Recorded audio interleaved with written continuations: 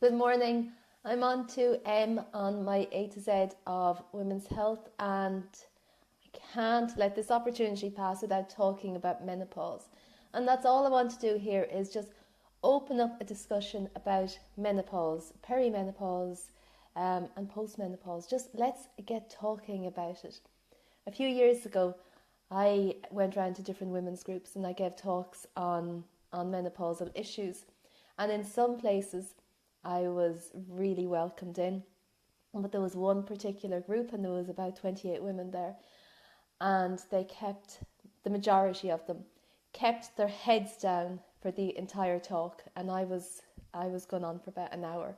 Some of them never made eye contact with me, and these were women in their 60s and 70s, and they had such an abundance of wisdom and knowledge inside them, and they weren't sharing it, and it was such a shame. They were embarrassed that I was there talking about this at all.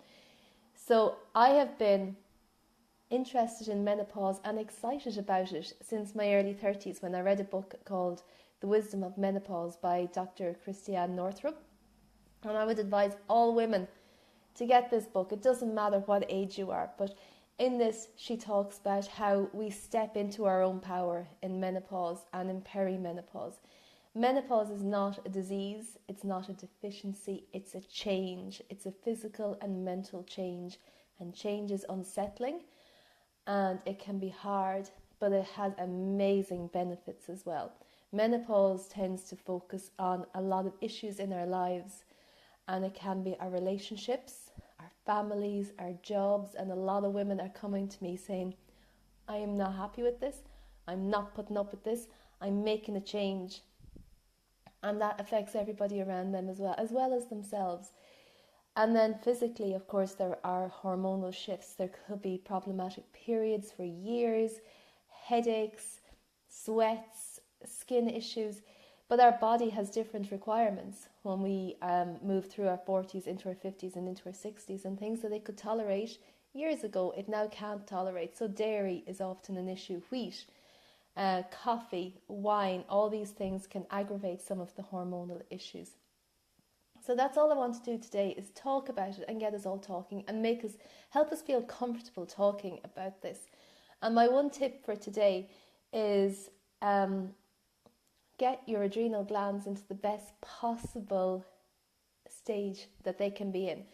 When we go into menopause, our ovaries stop producing estrogen. And we need estrogen for lots of things. The main thing that most people know about is for our bone health.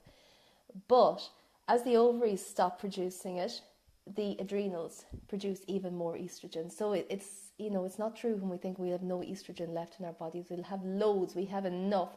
The problem is if we are going into menopause already in a state of adrenal fatigue, and our adrenals are not able to keep up with the demand that our body makes in them. And this is happening because many of us are leaving it later to have our babies. So we're going from having very small babies into perimenopause. And we have restless nights, sleepless nights, stress, exhaustion, all of those things deplete our adrenal energy. So do whatever you can, ladies, before you start into menopause to get your adrenals up to 100%. If it's yoga or getting some time out, or have some kind of rota system where you're getting a full night's sleep at least every second night, and that will help.